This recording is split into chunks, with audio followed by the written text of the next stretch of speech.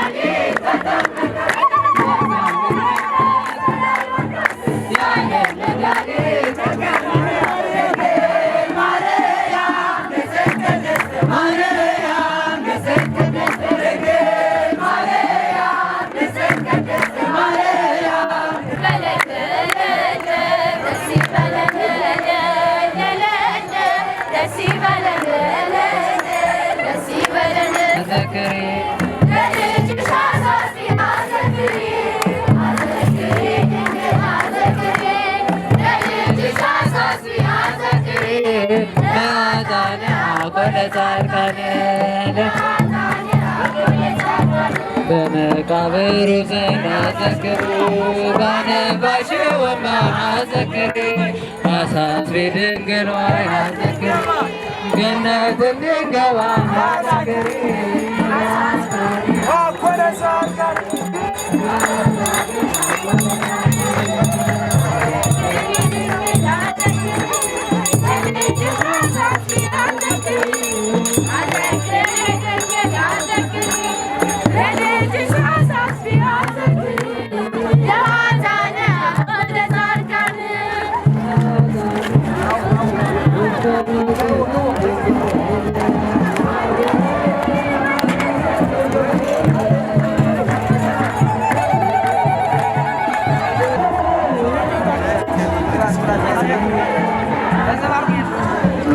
ካህናቱ ሊቃውንቱ ለዘብ ወረብ ያሰሙናል። በቅድሚያ የተከበሩ መጋቤ ሥርዓት ኤልያስ የአዘዞ ጠዳ ወረዳ ቤተ ክህነት ሰበካ ጉባኤ አደራጅ ክፍል መምሪያ ኃላፊ ክቡር መምህር ግርማ የወረዳ ቤተ ክህነቱ ስብከተ ወንጌል ክፍል ኃላፊ፣ ክቡራትና ክቡራን በየአድባራቱ የተሰበሰባችሁ እግዚአብሔርን ለማገልገል የተገኛችሁ አባቶቻችን በእግዚአብሔር ስም እንደምን ዋላችሁ? እንደምን ዋላችሁ? እንደምን ሰነበታችሁ? አሜን። የእግዚአብሔር የአምላካችን ስሙ የተመሰገነ ይሁን። እግዚአብሔር አምላካችን ወዶና ፈቅዶ ጎንደር ጥር ላይ ሙሽራ ናት። ገና ከልደት ጀምሮ የጎንደር ሙሽርነት ይጀምራል። ጎንደር የ44ቱ ታቦታት መገኛ ኢትዮጵያን ለ300 ዘመን ያክል የመራች የነገስታት ቦታ፣ የቅዱሳን ቦታ፣ የሊቃውንት ቦታ ነች። ታዲያ በዚህ በጎንደር ክፍለ ሀገር ደግሞ የባረኳት ታላቁ ጻድቅ አቡነ ኢየሱስ የወጡት በዚህ በጎንደር ክፍለ ሀገር ነው። ከሰባተኛው ከአቡነ አረጋዊ ከአቡነ አረጋዊ ሰባተኛ መምህር በደብረ ዳሞ ከአባ ዮሐኒ የተማሩ ናቸው።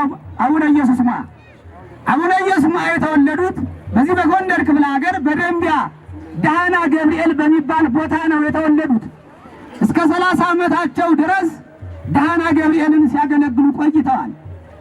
አቡነ ኢየሱስ የጉራንዴ ሚካኤሉን ይምጻ ምሕረትን ይዘው እመቤታችን ቅድስት ድንግል ማርያምን መልአኩ ቅዱስ ገብርኤል እንዳበሰራት ሰባ ሰገልን መልአኩ ቅዱስ ገብርኤል እየመራ ቤተልሔም እንዳደረሳቸው ወላዲ አእላፍ ትሩፈ ምግባር አቡነ ኢየሱስ ማንና ታላቅ ጻድቅ ይምጻ ምህረትን በ1236 ዓመተ ምህረት መልአኩ ቅዱስ ገብርኤል እየመራ ደብረ ዳሞ ወስዶ እንዲመነኩሱ ሆነዋል።